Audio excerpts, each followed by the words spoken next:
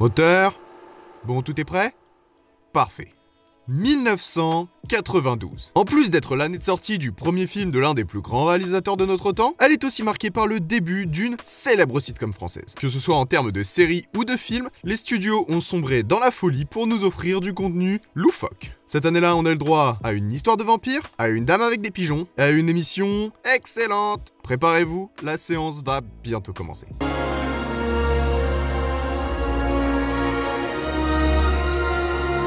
Revenons, pour bien commencer cette projection, sur notre repère chronologique. 1992 a diffusé le 5 millième épisode des Feux de l'amour. Les chaînes de télévision françaises ont commencé la diffusion de Julie Lescaut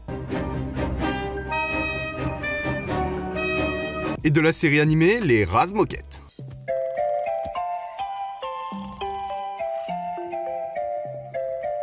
Mais 1992 voit surtout la naissance de la sitcom française Hélène et les garçons.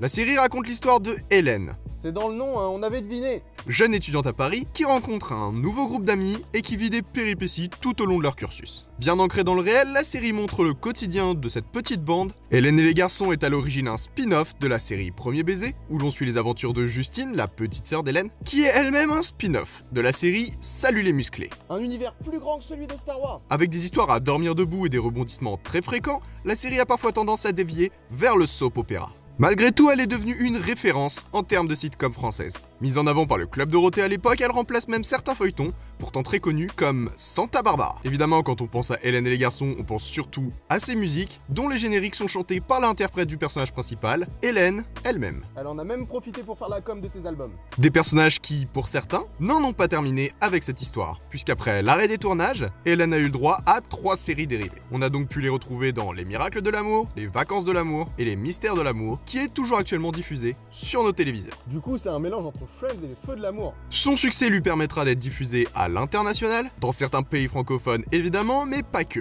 puisque la Norvège, la Grèce et même la Russie sont conquis par le programme. Dans un autre domaine, 1992 signe les débuts de Melrose Place et de la série Highlander. Côté animation, on a vu l'apparition de Sailor Moon,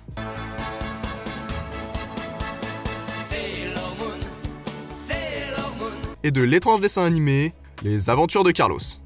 Un vieux perroquet un peu trop bavard, des gamins sympas et des rires. Du côté des salles obscures, 1992 propose un florilège d'œuvres exceptionnelles. Pour commencer, on a vu Macaulay Culkin se perdre à New York avec Maman j'ai encore raté l'avion. David Fincher nous a présenté un nouveau volet des aventures d'Ellen Ripley avec Alien Cube. Mais cette année-là, c'est l'histoire de 2 idiots qui va bien faire rire le public. Wayne's World, Megaton, excellent! Wayne's World raconte l'histoire de Wayne Campbell et son meilleur ami Garth, qui, grâce à leur émission farfelue diffusée depuis le sous-sol de chez leurs parents, se retrouvent sur une chaîne nationale. Avant d'être un film, les personnages principaux étaient réellement membres d'une émission télé. Ils ont été présentés dans le show Saturday Night Live et ont interprété une série de sketchs avant de devenir des membres cultes de la troupe. En mettant en avant un duo comique présenté comme 2 jeunes idiots insouciants, interprétés par Mike Myers Pas le serial killer, hein. et David Carvey, Wayne's World va marquer le monde en réinventant le genre. Bien après les classiques Laurel et Hardy, les 2 grands dadés vont mettre à jour les codes en les adaptant à la façon de penser des jeunes de nos jours. De nos jours, de leur époque quand même. Ils vont par la suite inspirer les humoristes du monde entier. En effet, le principe de 2 idiots est repris dans le film Dumb and Dumber avec Jim Carrey, ou encore dans Make Ali ou Makes. En France aussi, le film va aider, puisque quelques années plus tard, on a vu débarquer sur petits et grands écrans Eric et Ramsey, ainsi que Omar et Fred. Bien sûr, le principe même de 2 potes qui cherchent à présenter une émission décalée et s'amuser à faire le pitre devant une caméra, est le principe même d'un contenu que nous retrouvons beaucoup sur internet de nos jours. C'est la vie de YouTuber. Et chez nous, ceux qui se rapprochent le plus de cette image, c'est sûrement McFly et Carlito. Le film en lui-même multiplie les références à la pop culture de l'époque, avec entre autres l'apparition de Robert Patrick dans le rôle d'un agent de police, qui n'est pas sans rappeler un passage de Terminator 2. La scène d'introduction du film aura même le droit à un clin d'œil bien plus tard dans le biopic Bohemian Rhapsody, où le personnage de Mike Myers annonce au groupe de Freddie Mercury que d'après lui, aucun jeune ne mettra le volume à fond pour remuer la tête dans sa voiture.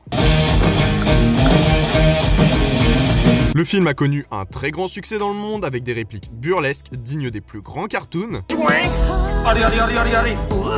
mais aussi grâce à sa capacité à briser le 4e mur. En 1992, on a récompensé le réalisateur Clint Eastwood et son film impitoyable. Mais c'est Al Pacino qui repart avec la statuette du meilleur acteur dans Le Temps d'un week-end. En termes d'animation, les studios Ghibli nous ont conté l'histoire d'un porc vaillant dans Porco Rosso, quand chez Disney, on sortait Aladdin dans certains pays du globe, alors que le retard français nous laissait découvrir La Belle et la Bête. Le meilleur des Disney. En termes de réalisation, Quentin Tarantino fait son entrée dans les salles avec Reservoir Dogs, David Lynch nous présente Twin Peaks Firewalk With Me, et Tim Burton signe l'adaptation sur nos écrans des nouvelles aventures de l'homme chauve-souris, avec Batman le défi. Et tant qu'on parle d'adaptation et d'homme chauve-souris, 1992 nous a permis de découvrir le film Dracula, quand côté littérature, c'est le film Le Dernier des Mohicans qui s'est fait remarquer. En outre, Whitney Houston a poussé la chansonnette dans le merveilleux Bodyguard,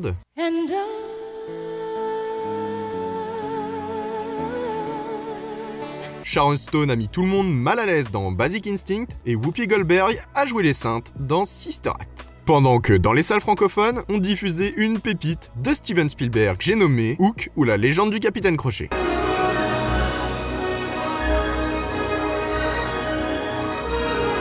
Vous vous souvenez de l'histoire de Peter Pan? Quand on était gosse et qu'on chantait à tue-tête